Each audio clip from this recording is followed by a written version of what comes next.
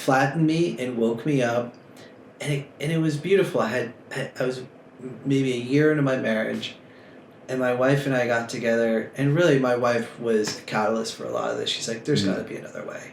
This can't be how we do life. And probably the greatest achievement of my life is this relationship. That's powerful. Hands down. And I've made millions of dollars, and I've live in a fantastic home, and I have an incredible life in many ways, but this was the single greatest accomplishment I've ever pulled off. Ignition sequence start. 3, 2, 1, 0. All engine running. Liftoff. We have a liftoff.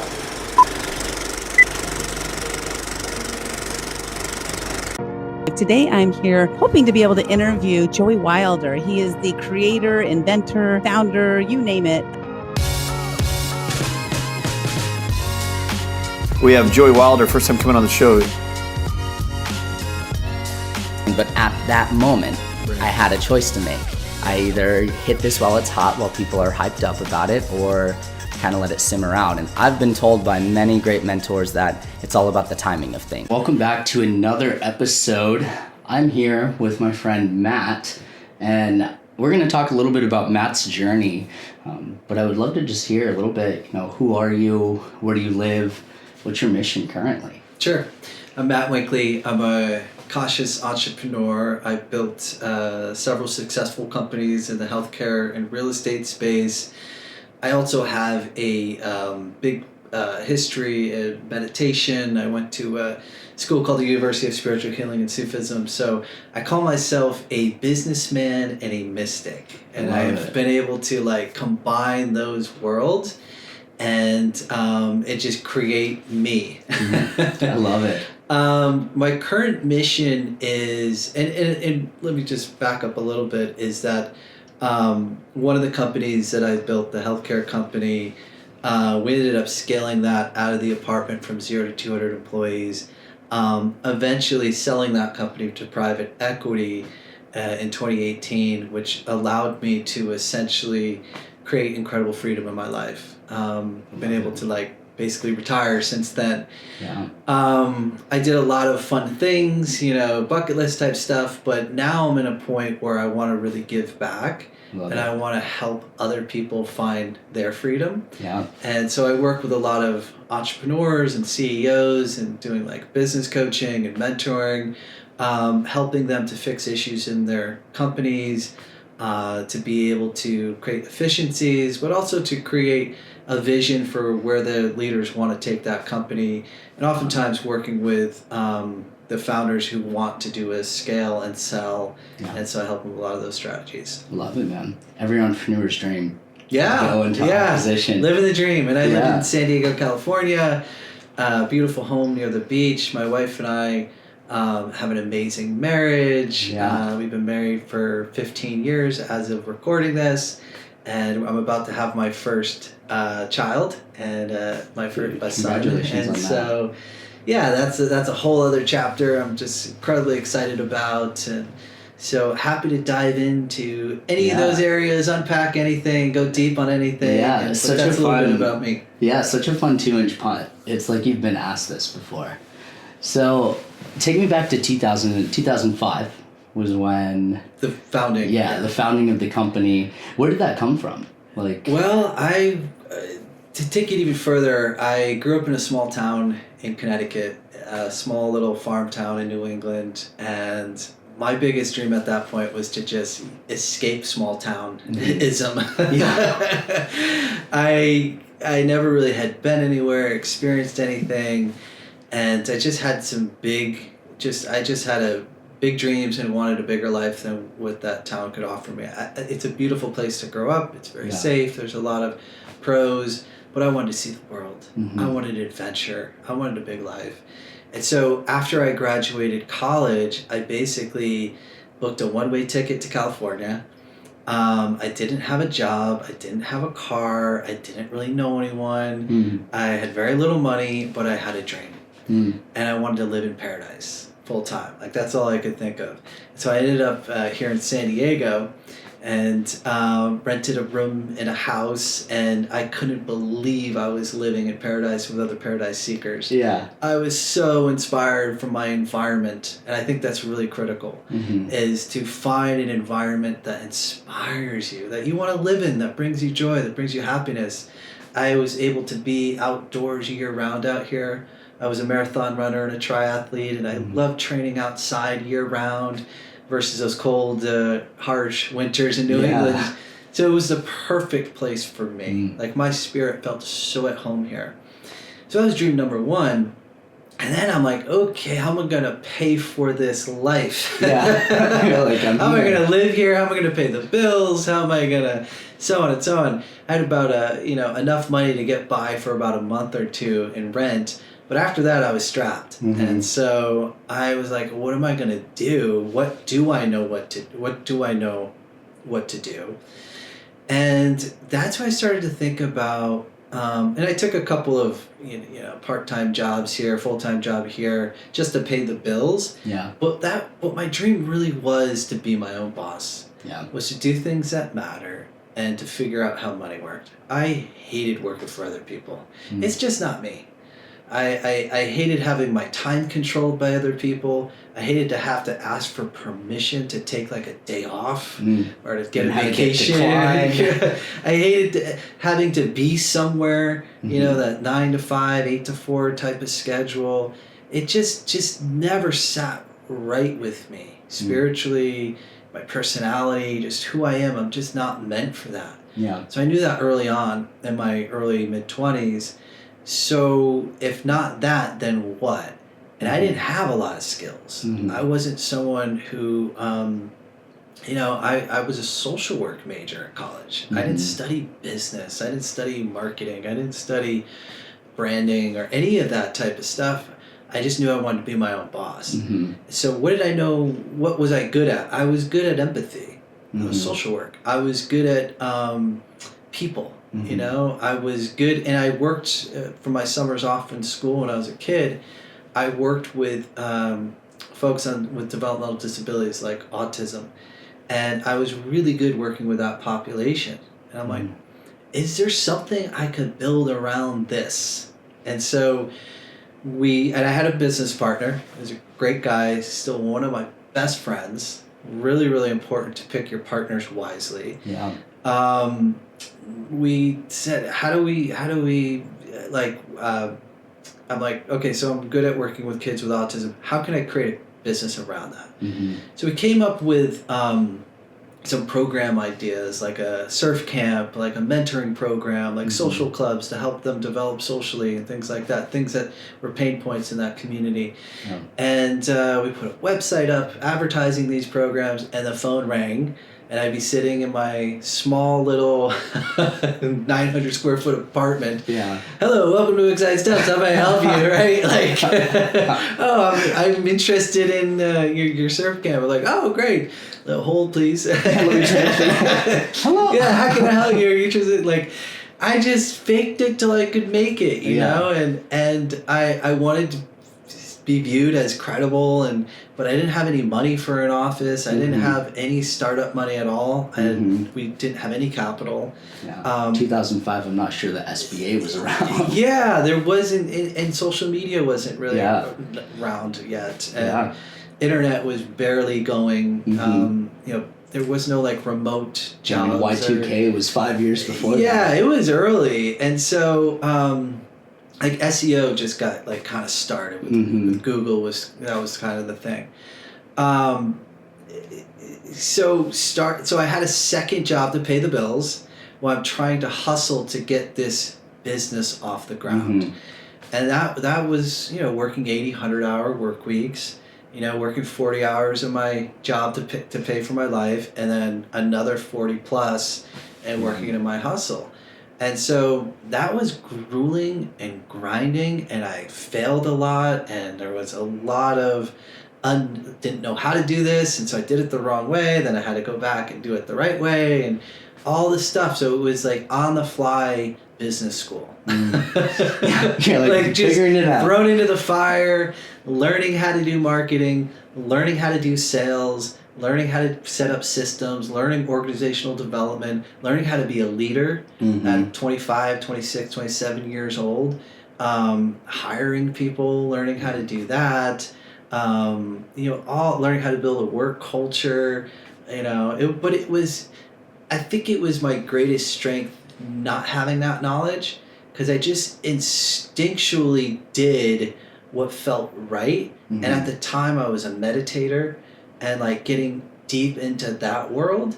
And so I wanted to come from the heart and do things that were like heart-centered, that were full of integrity, that we could trust in a mission that was bigger than us, trust in something that was bigger than us, trust each other, in our company and our customers and our employees. That was all kind of fairly new.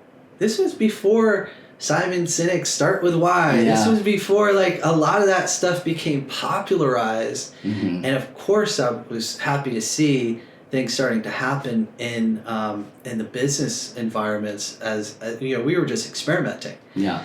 And so eventually was able, through a lot of work, build it up. It took about 5 or 6 years. Okay. So 2010, 2011. About 2011. Okay. So let's say 2011. It took me from 2005 to 2011 to finally let go of my job. Okay. You're telling me it didn't happen overnight. Did not happen overnight. Oh, man. Where I was able to finally, because I reinvested. I had no startup capital. We reinvested everything we made back into the business. So I paid, my employees made more money than me, because I was just living off my job and I needed their help to go further. Yeah. So we needed to invest in a team, and so I was doing that. But by about 2011, 2012, we finally broke through. We figured out how to scale the company, and then it went fast. And then it went from a handful of employees to like 200 employees within it, which felt like a few years. We were able to unlock a specific funding source. We were doing insurance reimbursements. We became a healthcare company. We became organized, opened up clinics, and did clinic treatment, in-home care. So you opened up basically an entire different avenue. From where we started to where we ended up was, started out private pay, doing a lot of that, just trying to figure it out. And then we started to see really the direction we need to go, and if we're going to be sustainable, we need to find sustainable funding. Private pay is somewhat of a hard, limited thing. Therapy can be expensive, and so being able to offset that and bring more people into our clinics was game changer. Yeah, and that's where we took off and had basically, wait list until the end. Yeah, we couldn't meet up. We couldn't handle the demand that we had. It was just so big. That's such a good dogma to have. Yeah, it was a great problem to have, and then it became about how to set up a culture and how to create. We were heavy human capital type business where we had a lot of therapists that we hired to implement the treatment plans that we for our customers, our patients, and so we needed to hire a lot of people to do that, create those sort of billable hours, and it was about how do you treat people. It was how to care for people. Essentially, that was the kind of business that we are in.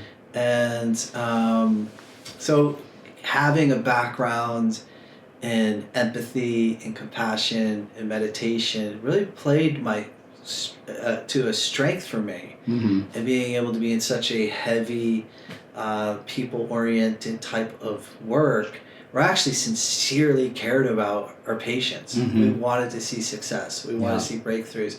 Cared deeply about the people that we worked with, our employees. They were like family. Yeah. And so we created a culture around those values, and we were driven by those values. And those values were how we made decisions about how to connect to our highest intentions, how to have integrity in our decision making, how to foster unity, how to achieve excellence. Those types of values were crucial in how we were guided and how we behaved, and held us accountable. Yeah, it's a foundational Yeah, totally. Block. And I learned a lot how to be a leader, how to develop leaders, how to eventually we had to create all these different departments in the company, and we did it. And it was a team effort, and we attracted amazing people. Mm-hmm. Our leadership team, I still hold dearly in my heart. They were just incredibly talented, ambitious. You just had them here people. for a dinner, didn't you? Yeah, after we sold the company, like a year later, we were able to get together and kind of recap and see how people were doing, and I still stay in touch with some of them, and but part of the reason, if I'm diving deeper into, why would I sell a company in my 30s that had such a promise that could be the rest of my career, building this was that kind of a company that could be a legacy type company, was difficult. It was really related towards a health issue that arose from just chronic, intense stress. Working 100-hour work weeks for 5 or 6 years, basically taking no days off, hardly any days off, while I was also physically doing my training. I also, during that period, ran marathons and triathlons. I don't know how I did it. Yeah. It was insane to think.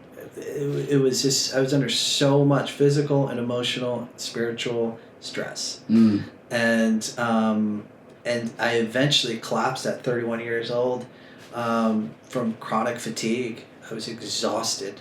I could hardly move or hardly get out of bed. It was the wake-up call of a lifetime for me. It totally course-corrected my life. Totally brought me into alignment with a bigger purpose for me. It totally showed me the blind spots that I could not see, of where I was out of balance, where I was not paying attention or being aware of my body and what my body's needs were, instead of treating it like a robot or a machine. Just I'll sleep when I'm dead. Right, I'll sleep when I'm dead kind of stuff. I was in that kind of like hustle mode. Man. If you want to talk about hustle culture, that was the epitome. It was a poster child of hustle culture. I was so determined to achieve my dreams, my goals at that time of what I thought they were. Yeah. They changed after like out of a forced change, right? Do you want the wake up call of a light touch of a feather? Yeah. You want the brick? Yeah. Or you want the semi truck? Yeah. Right? You got I got steamrolled by a semi. And like flattened me and woke me up, and it was beautiful. I was maybe a year into my marriage, and my wife and I got together, and really my wife was a catalyst for a lot of this. She's like, there's got to be another way.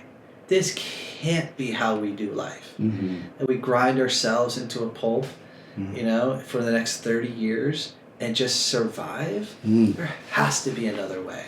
This cannot be what the definition of a flourishing, thriving, meaningful life looks like. All you do is work. Yeah. And so we started to ask deeper questions, like, what do we really want? If we don't want that, then what do we really, really want? And what we started to put on the table was, we really want to raise the bar of happiness in our lives. We want to go from unfulfilled to fulfilled. We want to go from, empty tanks to full tanks, right? Of energy and vitality. We want to go from lack of freedom to complete freedom. And what would that look like if we could achieve freedom, where we could do whatever we wanted to do? We could live wherever we wanted to live. We could travel. We could spend time with people that we care about. Our families didn't live near us. Hardly had a chance to see them. We could wake up in the morning and pursue our passions full time and use just time freedom.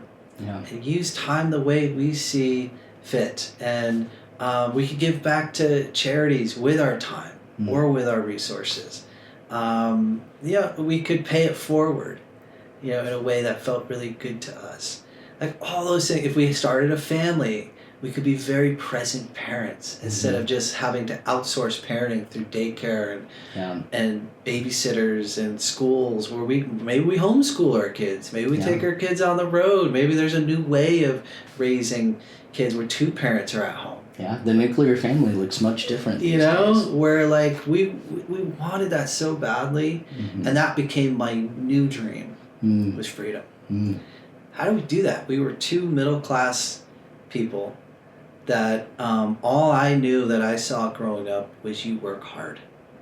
That's it. If you want to get ahead, you just work harder than the next person, and you just work hard. That was it. Yeah. There was no like strategy to it. There was no like this is the most effective, efficient way to do it. This is finance. There was no financial literacy. I didn't know anything about money. I didn't know how money worked. All I knew is you work hard, and if you work hard enough, you'll get more to get by. Yeah. And eventually, hopefully, at the end, you get to retire at 70 or 80 or something. Yeah. 59 you're still alive, you get right? your Roth IRA. Or whatever. Like, I knew nothing about financial literacy. And so when we started to look at goal is freedom, how do we do that? And this is where I began to create my framework and what I'm teaching others now. This was the origin of the framework. And at the time I called it vision planning. I have new names for it now, but it's essentially being able to have extreme clarity around what you want, understanding the deeper meaning of why that matters to you so deeply, why you're touched by that, right?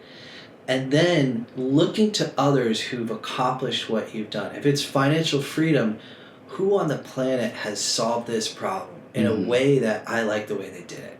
With honesty and integrity and truth-telling, and didn't rip anyone off, and just did it in a real way. And but did it at a young age, did it quickly, right? How do you do that? So I found examples of people who have done that for themselves through entrepreneurship, through investing, and started to study their examples and started to create my strategy of how I wanted to do it, how our family was going to do it. And we got really excited about real estate, about owning rental properties, about doing that in a way where we took care of our tenants by providing a really quality home that we cared deeply about. And not just like a crappy home, but we wanted to fix them up and make them really nice, and then grow the equity in those properties, use the rents to pay for the home and to pay for our passive income. And we were really excited about that as an asset class. So my wife became a realtor and started studying real estate inside and out. We started going to real estate investing courses, starting to learn the trade. How does this work? We started to reduce our lifestyle to the point where the bare essentials is all we lived off of. We didn't buy any new cars. We didn't go on vacations. We saved every single penny we possibly could get our hands on to invest into our future of freedom. And then within just a short few years, we had enough money saved up to buy our first rental property. Yeah, I remember you mentioning it in our conversation. Yeah, and we bought in a sub-market. They're a little bit cheaper than, the coastal California where we live. And it had great ROI. We learned how to set it up and do it, created a property management company to manage it. And that was 2012 or 13. So we've been doing that for about 11, 12 years now. We would buy one or two a year and just build up and build up and build up to what we have now that totally pays for our life. And I unlocked entrepreneurship, and my business became more and more successful, and I was able to reinvest those the income I started to make into the cash flowing properties. And so we eventually were able to find freedom in about 7 years, I think it took us. And I was able to retire in my late 30s. Powerful. And that's a way different life. My health started to return to me. I started to get vitality again. I started to be able to work out again. I started to be able to sleep again. The stress started to reduce out of my life. I started to have more meaning, more fulfillment. I had a more relaxed lifestyle. It wasn't 100-hour work weeks. Now there are no work weeks. So it's the framework that I created was able to pull out of my wife and I really a mission for our family, a vision for our family that we were really inspired by, that we wanted to throw our life force into to create. And now I teach other people how to do it. Yeah. You know, I've mentored and coached people all along, you know, for years and years now, showing them what I've unlocked. I did most of it for free just to help my friends. Yeah. Just to help my community. Anyone who wanted to come to my door, I was helping. It's like, oh, let's do a vision plan. I'll show you the framework, show you how to do it. And several of my friends have found their own freedom. And maybe that wasn't their goal. They had another goal. I helped a friend of mine be able to. He had a relationship goal in your work. Yeah. I helped him find his ideal partner. Yeah. His life partner, his dream partner. Yeah. So many don't take the time to actually get clarity.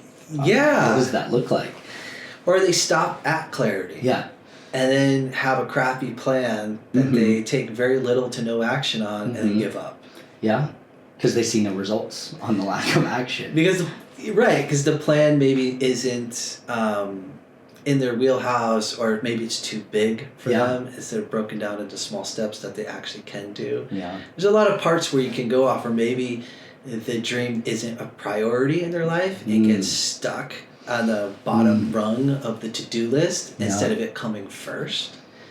I've seen that. They're kind of putting their dreams on the back burner instead of sticking it on the table, collecting dust, and working on it for 20 minutes a week. Yeah. That will go nowhere. Yeah, it's true. That will go nowhere. Man. So how does your dream come first? You have to prepare and structure and set up your life so it can. Yeah. Right? And this is all part of my framework. Yeah. How do you, go ahead. No, I was just going to say, I'm so curious because during that time, you and your wife were still together during this entire time when you were working the hectic lifestyle or working the hours that led to how you were feeling. How did you navigate the relationship and So I business? was single for the first 3 years. Okay. And I was basically a monk. I was not dating. I actually intentionally stopped dating. I was actually celibate during this time. And I was pursuing my inner journey very deeply.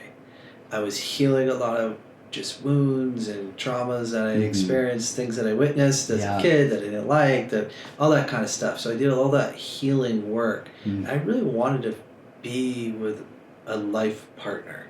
You were intentional. And despite my best efforts, I was not good at relationships. And so how do I become exceptional at something that I'm not good at? Is I need to find others who have done it and study what they've learned and apply those skills to myself. And a lot of it was, how do I want to relate to myself? So I started to in a weird, corny way, dated myself. Oh, I don't think it's corny at all. I actually have an exercise where men date themselves, and it requires them taking themselves out. I had no idea that's a thing. Okay. Yeah. I literally because the kind of partner that I wanted to be, I don't think would have chosen who I was. That's powerful. Right? I was a party guy when I was really young, right? And I, would, I didn't know how to communicate very well.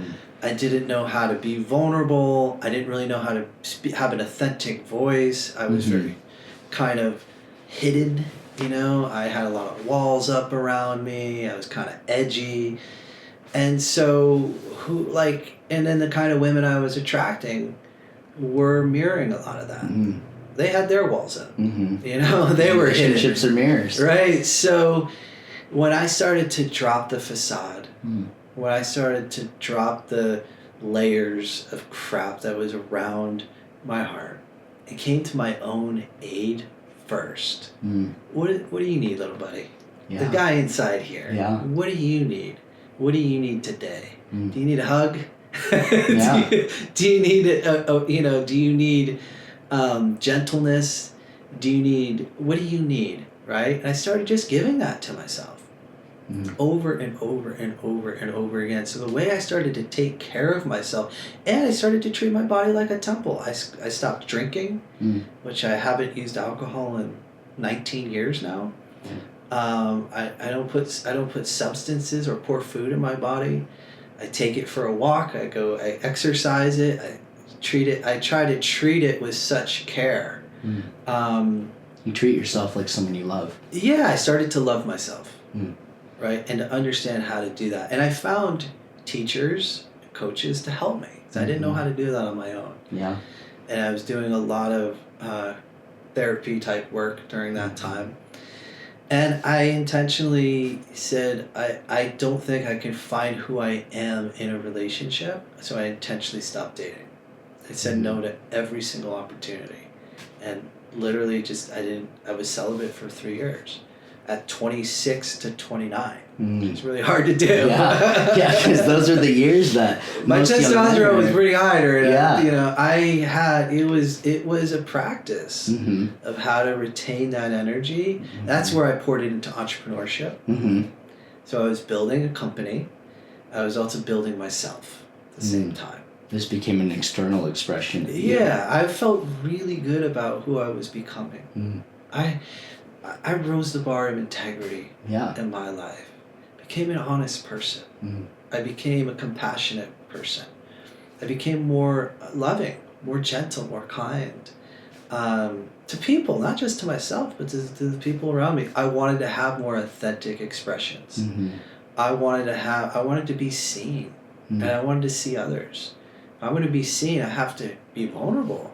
Yeah. So I learned how to be vulnerable with people and to say things that are hard to say, to show things. This is where it hurts, dude. Yeah. You know, this is where pain exists in me. And and I got very, very comfortable in that space. It was, you know, as you try something new, it's awkward, it's hard. I fumbled my words. I'm shaky. I'm like, I don't really know how to talk. You know, this is like a really hard thing to say, and then it starts to smooth out as you practice, and now I just live in that state. I don't want inauthentic relationships in my life.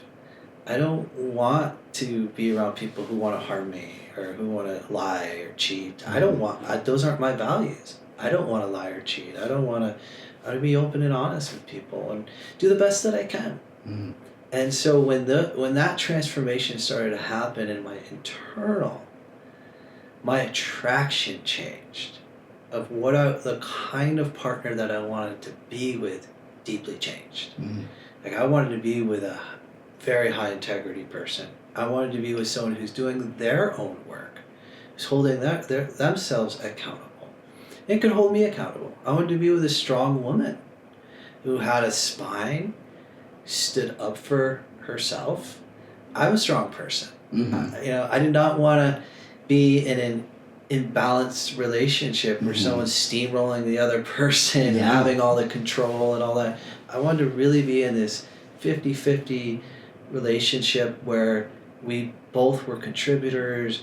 We both came to the table with our talents and our ambitions and our inner skills.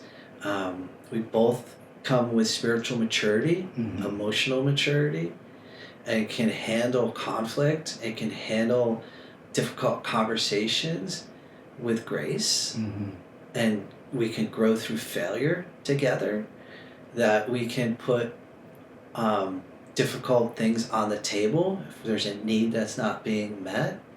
We have a way of talking about that without screaming at each other. There's another way. Without like that turning into a battle. Holding space for one another. This is all skill development.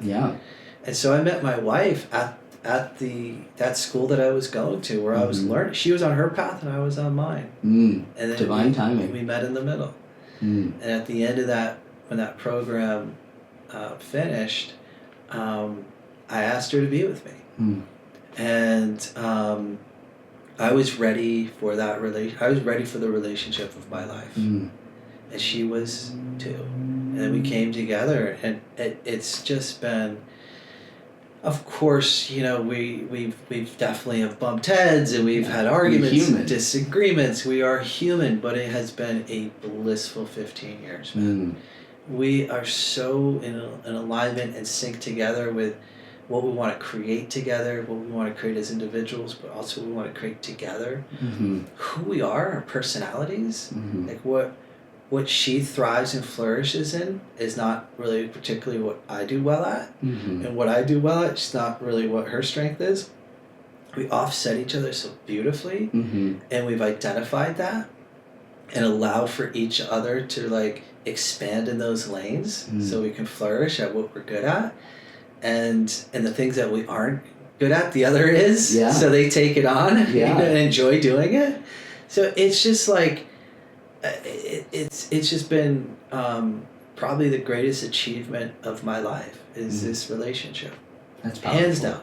And I've made millions of dollars, and I've live in a fantastic home, and I have an incredible life in many ways, but this was the single greatest accomplishment I've ever pulled off. That's beautiful. Hands down. That's to have beautiful, a relationship that is just so dreamy.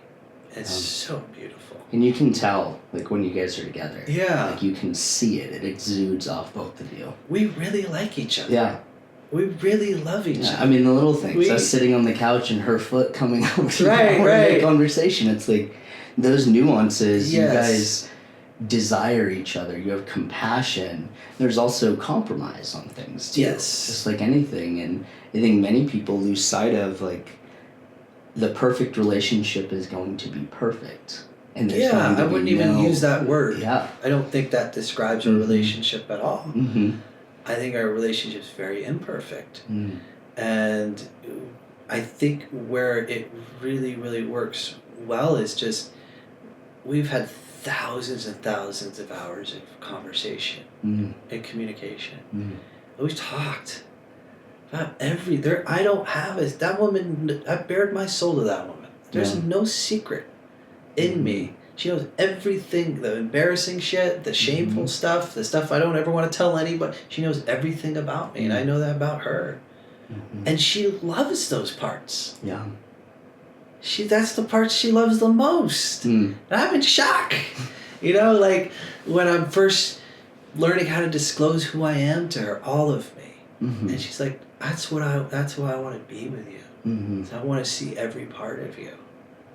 That's where I want to that's because that's who you are. I don't want to just see the surface. I want to see what's behind the curtain. Yeah. I want to see what's in that dark room. Yeah. I want to see, and to have that kind of safety and trust, be able to disclose everything to someone, and I've learned so much from her. I wouldn't say that I was my strength is I'm a capable visionary. I can see things that don't exist and I can go create them. My wife's strength is she is community oriented. His relationships is her strength. I was never that good at I could just go live by myself. Yeah. Be a monk. Yeah. I could go live in a cave and be happy. Yeah.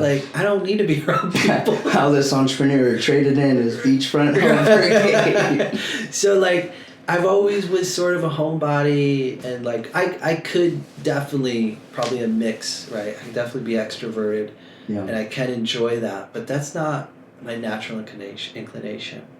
My wife taught me about relationships and how to listen, and how to how the small things matter. And I'll give you an example. There's 2 floors in our house, and her computer charger might be upstairs. I'm sunk into the couch, watching a game or something. And she'd be like, can you get my charger for me? And I'm like, I don't want to get off the couch. I'm my initial reaction is, no, get it yourself. Yeah. I know that small gesture means so much. That I learned that matters. And I'm willing to make that tiny little sacrifice, get off the couch and go upstairs and get the charger for her. And I see how she responds to it. She lights up. These small acts of service is actually her love language. And so by doing that, like little thing. And I do that all the time. Mm-hmm. You know, and in return, she does incredible things for me. You Yeah. know, she's incredible. The way Those that small details are part of the bigger picture. It, like, I just realize do I want to say no to the woman that I'm so in love with to get her a charger? Mm-hmm. See, yeah, and it's, you know what I mean? Yeah, you're like, making a great point. Like, I really want to just say no yeah, and be rude about it. Yeah. Or do I want to own my reaction and have some emotional maturity? Mm-hmm. I said, this is really what makes my wife happy, these little things. Mm-hmm. Sure, I can do that. Yeah. And I respond with, absolutely, I'll get that for you. Mm-hmm. And I've gotten better at that. Yeah. Right? Yeah, it takes time. I've gotten better at that. When I try to respond, absolutely. Mm-hmm. Absolutely. Although, I mean, it's natural in your mind, like, really? I'm laying on the couch, I'm sunk in, but you're able to have the awareness that, like, hey, these small details mean a lot to her, and reciprocity is a real thing. Yes. And that's her love language. Mm-hmm. It's acts of service. My love language is words of affirmations. Mm-hmm. She loves it. Yeah. Every morning I greet her with, like, freaking poetry. Mm. Just tell her what I feel about her Mm. in that moment. Words fly out of me. Mm-hmm. So it's like I just say what I'm feeling in that moment. Mm-hmm. And I'll just tell her. And I tell her I love her and I hug her and kiss her every single day. Every morning we wake up. It's the first thing I do. It just sets the tone. Mm-hmm. Like, we don't call each other names. Mm-hmm. We aren't sarcastic with each other. Yeah. We don't put each other down. Mm-hmm. We don't believe in that. You know, we aren't cruel to each other. Mm-hmm. There's a lot of beauty and softness and care and love. We work on growing the love Mm-hmm. in our marriage, in our home, and we, like, literally try to fall in love with each other every single day by doing these small things. My words of affirmation, her acts of service, so on and so on. Yeah. You're able to continue to nurture the relationship, because all great things take time. Yeah, it's a garden and it needs to be watered to flourish, or it will dry out and die out. Yeah. Man, there's so much goodness from what you shared, but what really sticks out is empathy and values and realigning. Like, those are things that are consistent, whether it was in your business, it came back to the empathy, values, and aligning those. In your relationship, it came back to compassion, values, and realigning those when it came to the next vision. And it's like your paradigm of life has led you down the path that you're on. And it's just interesting because sometimes it takes people until they're later on in their life to realize, oh, I didn't have a vision for this. What are my values around this? You know, I'll ask guys, you know, what are your values? Is this in alignment with your values? And they're like, I don't know.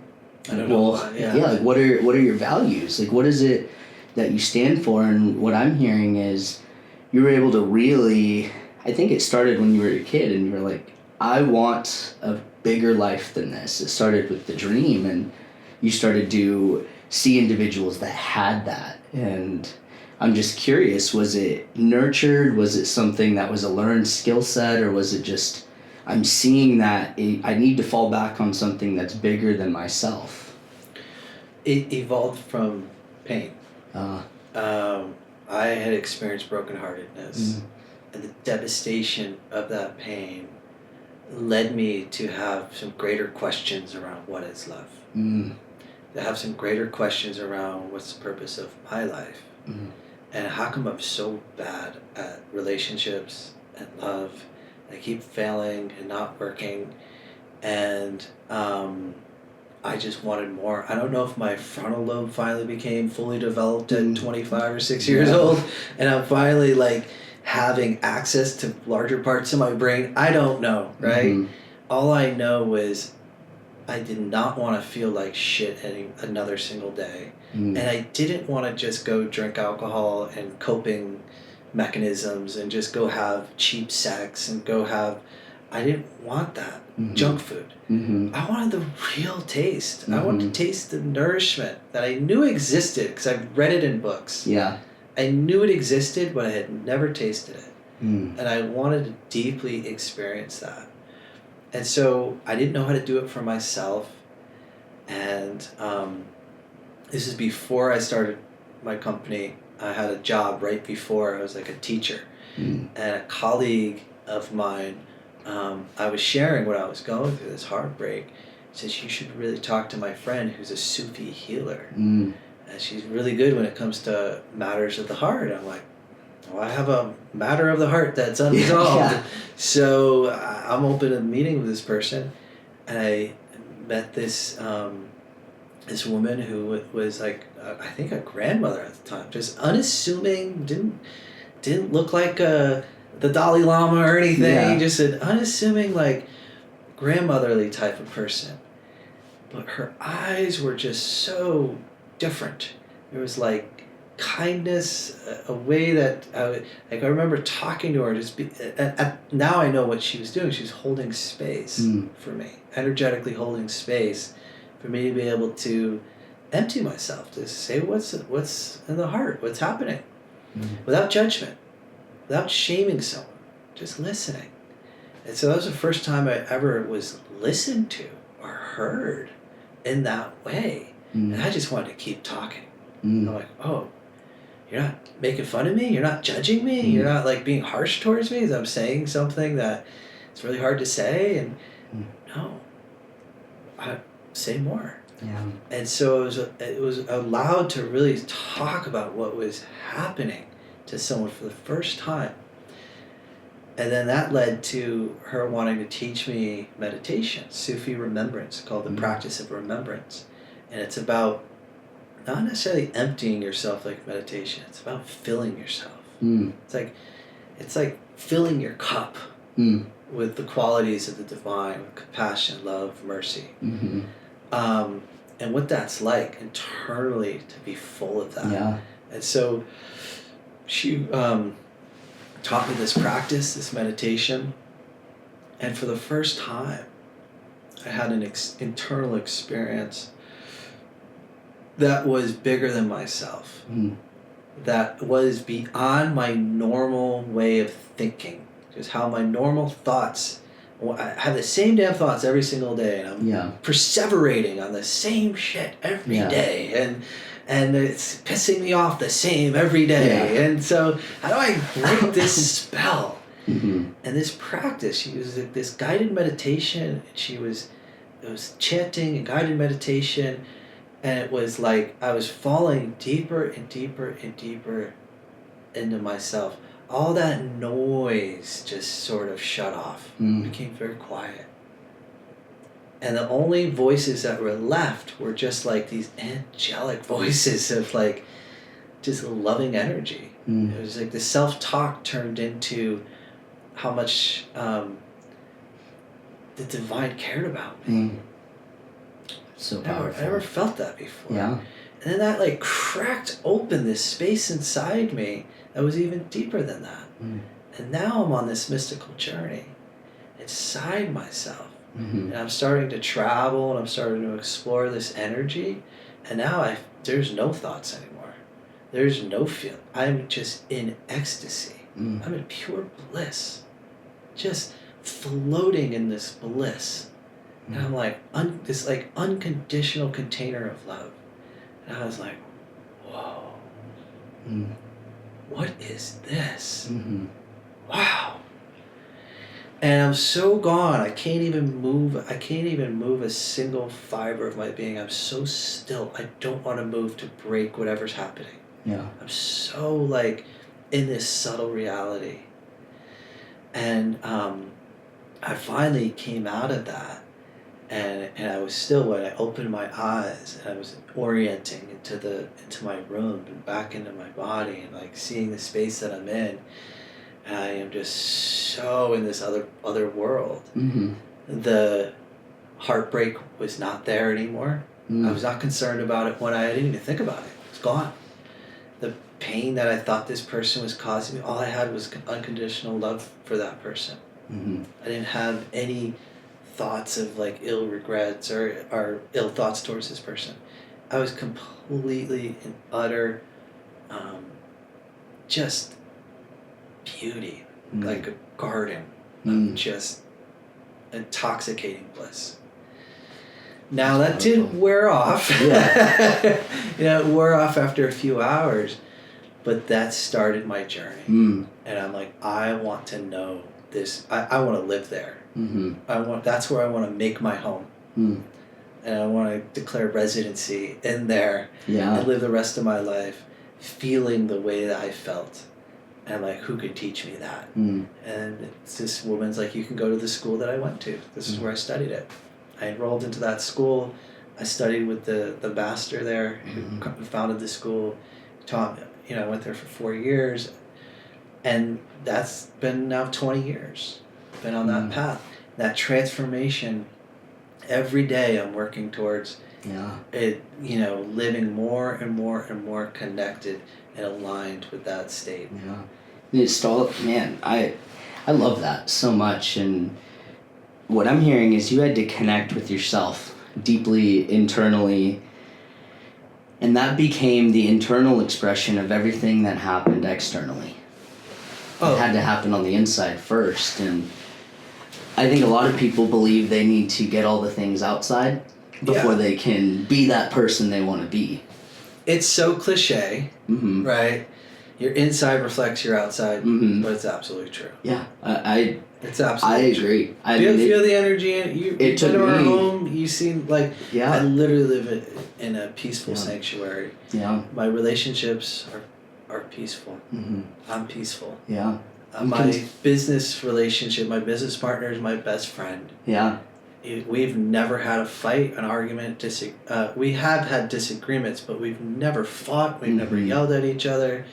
We've never cheated each other. It's been an honest, open relationship because I am honest and open. I want to be. Yeah. Anywhere where it's not, that's where we're like, what are we not telling each other the truth? How are you really feeling about this? Yeah. You're so intentional with the dialogue you use. Like the example, we haven't had arguments, we've had disagreements. So commonly people won't understand the power of dialogue. Like a disagreement's not an argument. People are going to have disagreements. We disagreed over big things. Yeah. And he's my partner. I care about him. I want to understand what he's feeling in this. Like I'm taking stake, and of course, your opinion and your feelings matter deeply to me. And we have a difference. So how are we saying the same thing? Just in a different way. Yeah. Maybe we are. Is what I'm trying to say landing? Maybe by being misheard. I try to understand. Okay, no, he hears me, and he still disagrees. Okay, what is his need that he needs that I'm not seeing? Oh, that's what he needs. Hey, dude, I totally get that. We don't move forward until that need is met. How would that feel? It's like, dude, I can move forward if that gets met. Great, let's do it. Okay, done. And now conflict resolution. It's resolved. His needs being met, my needs being met. It's emotional maturity. Yeah. You want to react, you can react. Right? You want to just have a reaction and blow someone up. Totally, go. You can do it. Yeah. Right. You're probably not gonna feel good about that afterwards. Yeah. You settle down. Right. Yeah. Oh man, I was so embarrassed. Yeah. You send a text. Hey, I'm sorry about that. Yeah. Right. And it's like, and that's human. And there's and I've done that, and that's how I've learned. And as these skills grow and you practice them. With people who want to grow and practice with you, some people don't. Yeah. And I have had 2 partners in my life, my wife, my marriage, and my business partner. And they're all, my business partner's now 19 years going on. After we sold the company, we did some other things together. And my wife's is, I think, a total of 16, 17 years. Including dating and marriage. And so that's it. Yeah. That's it. I guess my final question for you, because, dude, this has been an incredible conversation, and I just appreciate your time. What would you tell someone a young Matt who may be in a similar position as you. He's in a 900 square foot apartment. He's probably working at a bar as a bar back, doing something in PB. Who knows? I did live in PB. Yeah. Yes, of course. That's the starter. Yeah, San Diego starter kit. Yeah, right? that's the starter kit. PB, 900 square foot. Early 20s. Yeah, maybe splitting the master bedroom in two. Yeah. But what would you tell him, that young version of you, someone that has aspirations for the things that you have, that maybe want the chunked down version? The first thing I would do is give him a hug Mm. and say, man, everything's going to be all right. Mm. Don't worry. Mm. I got you. Right? Just some belief. Yeah. Second thing I would do is teach him the framework right away. What do you really, really want? Let's talk about that. Right? Let's get that on the table. And let me help you unlock that out of yourself. Mm-hmm. You may not be able to access that, and you need some help. I'm here to help you access that.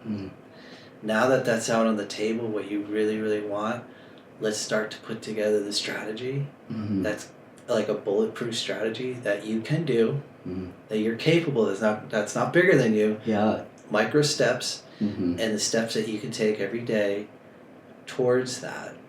And let's start to make this a priority. So this comes first. Okay? And let's set up your life and prepare yourself so you can take this journey. Yeah.